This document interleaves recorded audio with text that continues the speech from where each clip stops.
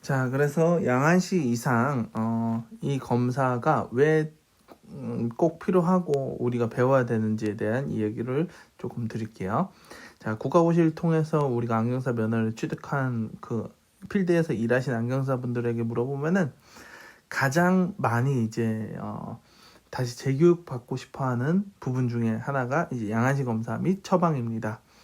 그리고 이제 의학적인 이상이라고 진단될 만큼 그렇게 안구 밸런스가 좀 심하게 무너진 사시 같은 경우는 주로 이제 병원에서 담당하고 하지만 그 전 단계 잠복성 사시 사위 같은 경우는 병원에서 해결을 할 수가 없습니다. 약이나 수술로 해결을 할 수가 없고, 그리고 이 부분을 연구한다 그러면은 안경을 다루는 안경사가 해야 되는 것이 좀 합당하다고 생각을 합니다. 그래서 이러한 사위를 가진 자에 대한 어떤 그런 문제는 이미 뭐 북미권 안경원 옵토메트리 쪽에서는 오래전부터 시기는 훈련이나 프리즘 처방을로 이제 적용을 하고 확인을 하고 있었고요. 그럼 우리나라도 뭐 이제 삶의 질이 높아지고 신생활에 대해서 신경을 좀 많이 쓰고 있고, 그래서 선명한 시력은 뭐 당연하거니와 편안한 시력까지 고려한다고 했을 때 이 양안시 검사와 이 양안시 검사 처방에 대해서 꼭 반드시 알아야 되고요. 이 문제가 있을 경우에 병원에서 해결을 할 수가 없기 때문에 누군가는 이제 양안시 이상을 해결을 하고 도와줘야 되는 거예요. 그래서 반드시 잘 배워야 되는 부분이다라는 거. 그리고 굴절 검사의 실패나 크레임이나 뭐 알 수 없는 안경의 부적응 현상들, 그런 것들이 생각보다 양안시 검사에서 해결책을 찾는 경우가 굉장히 또 많이 있습니다. 그래서 반드시 잘 알아야 되는 그런 부분이라는 거.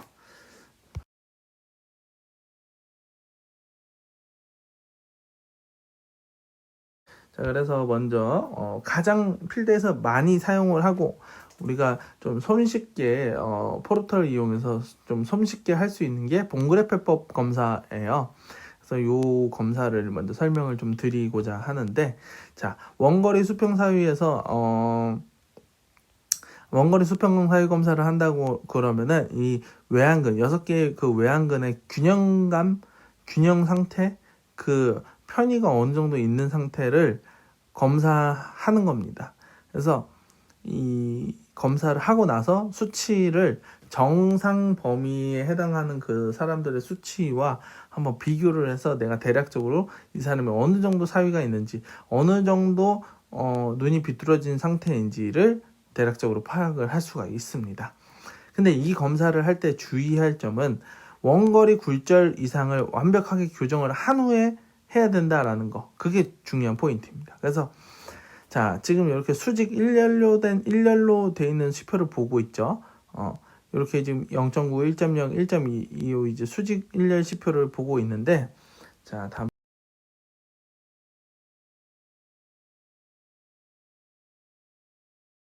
다음 페이지 보시면은 실제로 지금 이렇게 수직 일렬 시표를 내가 나오는 최대 시력에서 한두 단계 조금 이제 보기 쉬운 정도. 그러니까 지금 여기는 보면은 0.6, 0.7, 0.8 시표를 띄운 거예요. 그래서 한두 단계 정도 좀 낮춰서 이렇게 보는 게 좀 분간하고 검사를 하는 데 있어서 좀 용이하다라는 거.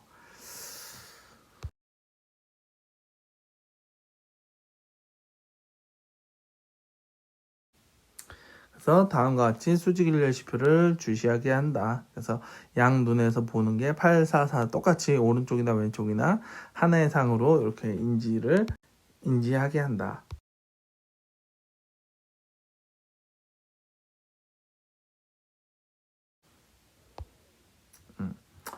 자, 근데 지금 이제 보면은 오른쪽에 어떤 렌즈가 앞에 이제 덧대어지게 됐어요. 그래서 이제 방금 전에 봤듯이 그냥 수직일렬 시표가 하나의 시표로 보이는 게 아니라 이렇게 렌즈가 덧대지니까 위에 아래로 분리가 되는 현상을 보게 됐어요. 그래서 844 시표가 두 개가 된 거예요.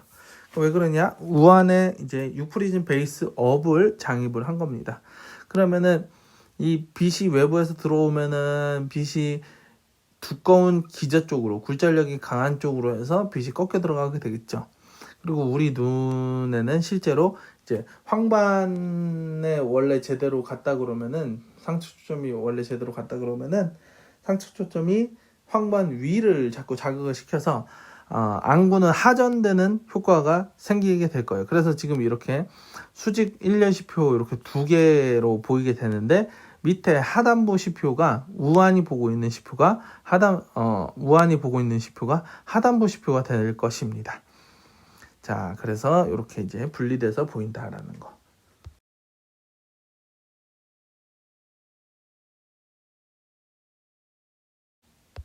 자, 그렇게 이제 우한의 6프리즘 베이스 업을 넣어가지고 상하로 분리를 시켰고, 그리고 추가로 좌안에 12프리즘 베이스 인을 장입시켜가지고 이번에는 이제 좌우로 좀 더 벌려놨어요, 시표를.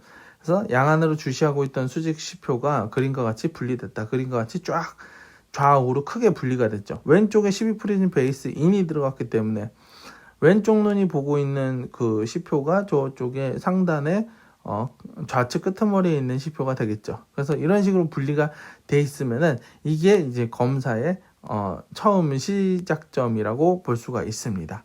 그래서 본그래프 해법은 우안에 6프리즘 베이스 업, 좌안에 12프리즘 베이스 인 이렇게 이제 해놓고 검사를 하게 돼요. 근데 만약에 이제 우안에 6프리즘 베이스 업보다 조금 더 큰 프리즘을 넣어야 되는 경우가 있을 수 있어요. 그러니까 분리가 안 되는 경우, 워낙 수직 융합력이 좋아서 보통은 6프리즘 베이스 업 정도 넣으면은 분리가 돼요, 상하로. 근데 분리가 안 돼서 아직도 하나로 보여요 라고 하는 경우가 있습니다.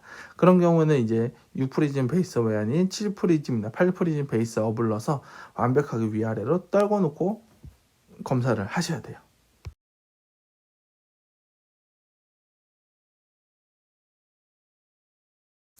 자, 그래서 이게 이제 검사의 출발점이다. 그래서 6프리즘 베이스 업, 12프리즘 베이스 인. 잘 기억을 해 두시고요.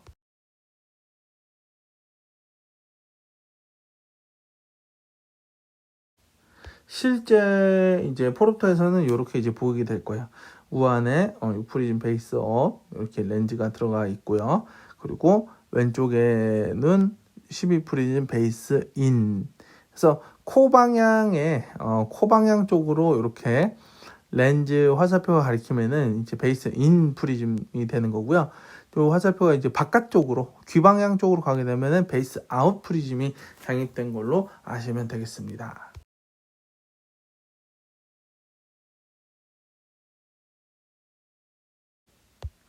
자, 그래서 원거리 수평사이 검사 좌안에 프리즘을 이제 감소시켜 나갑니다. 우한 그대로 두고요. 우한은 이제 그 위아래 분리시키려고 이제 분리 프리즘 들어간 거고, 좌안의 측정 프리즘을 조금씩 줄여주는 거예요. 프리즘을 이제 지금 여기 보면은 9프리즘으로 줄여줬죠. 그래서 좌안의 프리즘을 조금씩 이제 줄여주는 단계를 얘기합니다.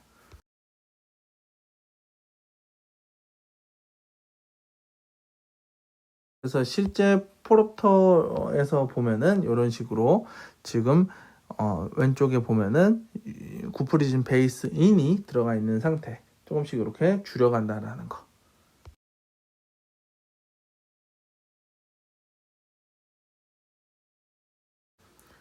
자, 그래서 다음 페이지 보겠습니다. 자, 그래서 이렇게 이제 위아래로 수직 일렬시표가 위아래로 이렇게 하나 됐을 때, 그때를 우리가 찾아가는 거예요. 이때를 찾기 위해서 지금 우안에다가 6프리즘 베이스업 넣고 좌안에다가 12프리즘 베이스 인 넣어가지고 쫙 이제 시표를 완전히 분리시켜 놓고서 이렇게 조정을 해 나가는 겁니다. 그래서 지금 여기 보면은 좌안에 2프리즘 베이스 인 이렇게 표시가 돼 있어요. 우안은 6프리즘 베이스업 그대로 있고 좌안에 2프리즘 베이스 인이 들어갔을 때 이렇게 두 개의 시표가 위아래 두 개의 시표가 일렬로 돼 있다. 그러면은 이거는 어떻게 판정하냐? 외사위 2프리즘이다 라고 이렇게 이제 판정을 하게 됩니다. 그래서 우리가 여기서 또 하나 알아두셔야 되는 게, 정상한 수치 범위에 대해서 어느 정도 대략 알고 있어야 돼요. 뭐 달달 외울 건 없지만은 대략 이제 외사위는 6에서 7 프리즘 이하는 정상 범위에 속한다. 뭐 1, 2, 3, 4, 5, 6, 7 뭐 요 정도 외사위가 있다 그러면은 그냥 무시해도 된다. 정상 범위 안에 들어간다. 이렇게 생각을 하시면 됩니다. 근데 7 프리즘 넘어가서 8, 9, 10, 11, 12 프리즘이 들어간다. 그러면은 야, 요거는 이제 아무리 사람이 자가적으로 이제 그 융합을 하는 기능에 힘이 있고 사위를 감소시킬 수 있지만은 그렇게 7 프리즘이 넘어가는 사위 같은 경우는 눈에 굉장히 큰 부담이 갈 거다. 라고 이제 판단을 하는 겁니다. 그래서 기존에 이렇게 많은 학자들이 사위량과 자각 그 어떤 시생활의 만족도, 자각 증상 등등을 비교 분석을 해봤을 때 6에서 7 프리즘 정도까지는 해도 잘 이제 버티고 시생활 하는 데 있어서 크게 문제가 없었다. 근데 그거보다 좀 넘어가면은 시생활 하는데 좀 문제가 있다더라. 그래서 정상한 기준 범위를 이렇게 잡아놨고요. 그리고 내사위 같은 경우는 1.5 프리즘 이하. 내사위는 이게 허용 범위가 어느 정도 사유가 있어도 괜찮다라는 이 허용 범위가 굉장히 좀 타이트해요. 왜 그럴까요? 가만히 조금만 생각해 보면 알 수가 있습니다. 우리가 일반적으로 시생활 하는 데 있어가지고 보통 조절하고 폭주가 많이 일어나는 그런 환경에 살고 있어요. 학교에서 공부를 할 때도 그렇고 어디 이제 밖에 나가서 외부에서 활동할 때도 그렇고 가만히 생각해 보면은 항상 이제 멀티미디어 기기를 많이 사용을 하고 이동 중에도 스마트폰 많이 사용을 하고 거의 조절과 폭주에 용이한 그런 공간에서 오랫동안 우리가 살고 있어요. 그래서 내사위가 있는 사람과 외사위가 있는 사람 한번 이렇게 비교를 해보면은 외사위 있는 사람보다 내사위 있는 사람이 현대사회에서 살기가 훨씬 더 힘들고 눈의 자각 증상이 훨씬 더 심한 걸로 알려져 있어요.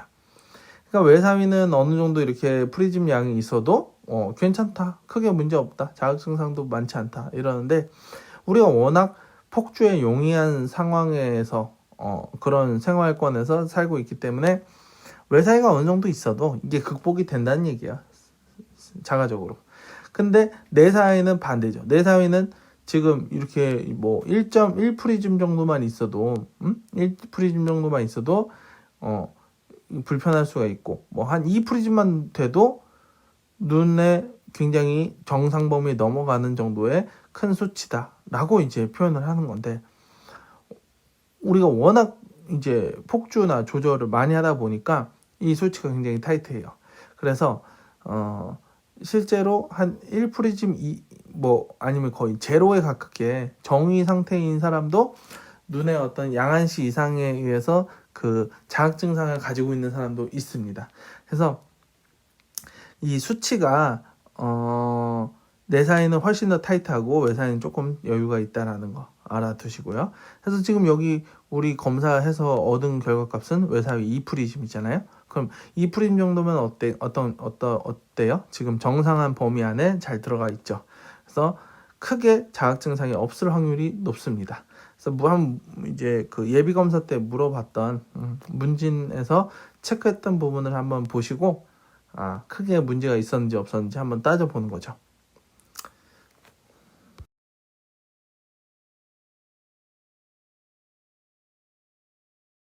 그래서 포로토에서 보게 되면은 이렇게 2 프리즘 외사 베이스 인 이런 상태에서 하나의 수직 일렬 시표가 위아래로 한 줄로 잘 보이게 됩니다. 이렇게 표현을 할 거예요.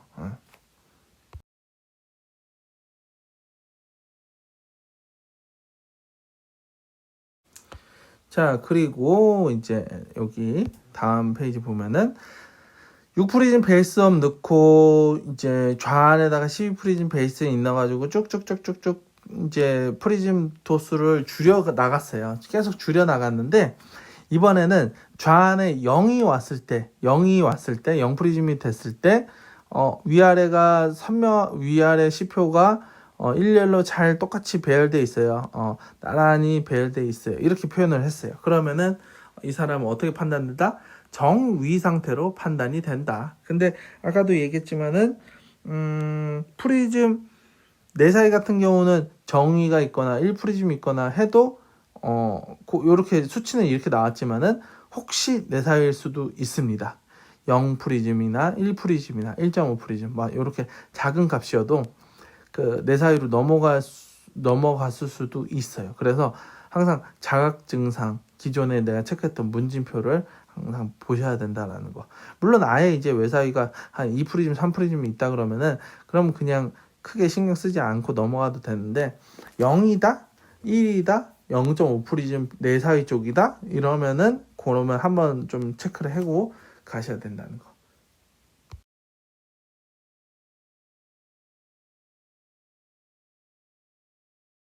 그래서 포르토 이제 그 사진을 찍어본 건데 이렇게 0에 정확하게 이제 와 있다 그러면은 정이구나 이렇게 판정을 할 수가 있습니다. 근데 방금 전에도 얘기했지만은 임상에서 실무에서 실제로 0 프리즘이라고 해서 진짜 0인 경우도 있겠지만은 약간 내사위일 수도 있다라는 거. 그래서 반드시 문진 한번 확인을 하셔야 된다라는 거 기억을 잘 해주십시오.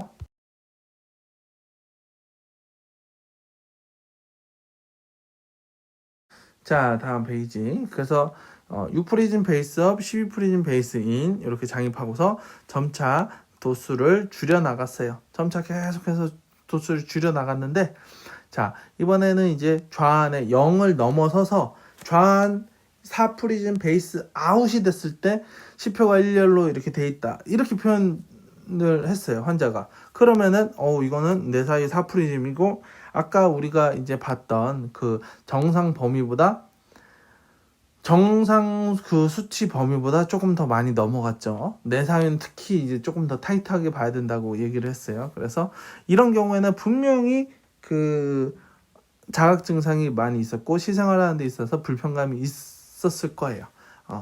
근데 이제 또 그 내사위를 문진할 때 우리가 좀 주의 깊게 좀 봐야 될 부분이 이 사람들은 보통 이제 근거리 작업하고 이럴 때 더 심하게 자각 증상이 있어요. 왜냐하면 근거리 작업할 때 또 폭주하고 조절하고 이런 내사위를 더 자극하는 그런 상황이 되잖아요. 그렇기 때문에 항상 아주 예전부터 아주 오래 전부터 눈에 대해서는 하여튼 그 피곤함 뭐 이런 부분이 굉장히 심했을 수가 있어요. 그리고 그게 이제 오랫동안 반복되다 보니까 그냥 나는 이제 오랫동안 근거리 작업하기가 좀 힘든 눈이다. 이제 집중하는 데 있어서 좀 힘들었고 근거리를 이렇게 보고서 좀 흐렸다 보였다 하는 것이 나는 항상 이게 일반적이었어 하고 대수롭지 않게 문진해서 얘기를 정확하게 이제 그 표현을 안 했을 수도 있어요. 그렇기 때문에 이렇게 이제 내사의 수치가 좀 큰 눈 같은 경우는 다시금 한번 물어보고 확인을 해주시는 게 좋아요. 정말 눈에 어떤 불편감이 정말 없었는지 그리고 보통 일반적인 사람들하고 비교했을 때 이 작업 시간이 조금만 이제 뭐 15분, 20분만 지속돼도 눈이 많이 피곤하고 이래서 근거리 작업을 좀 잘 꺼리는 편이 아니었냐 이렇게 좀 깊숙하게 들어가서 문진을 해줄 필요가 있습니다. 그래서 이런 눈 같은 경우는 분명히 문진 과정에서 오랫동안 이제 그 양한시 이상으로 인한 그런 자각 증상이 좀 있었기 때문에 나는 원래 이런 눈이야. 나는 원래 불편감이 있었어. 하고서 문진 과정에서 제대로 잘 안 걸러질 수가 있다. 그 점을 좀 여러분 주의를 기울여야 된다.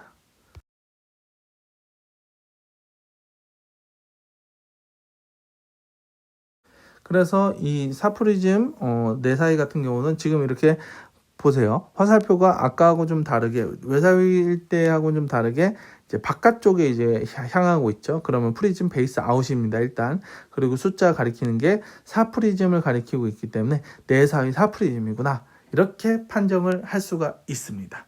아셨죠? 그래서 여기까지 해가지고 우리가 봉그래프법으로 식이능 검사, 양안 식이능 검사해서 사위를 어떻게 검사할 수 있는지를 잘 배웠고요. 머릿속에 잘 넣어두시고 요 순서와 방법에 대해서, 그리고 이 검사를 왜 하는지 정의에 대해서 잘 알고 있으면은 실기고사 실기 파트 부분 문제 풀어가는 데 있어가지고 크게 어려움이 없을 거라 생각이 듭니다. 여러분 정리 잘 하시고요. 지금까지 들으시냐 수고 많이 했습니다.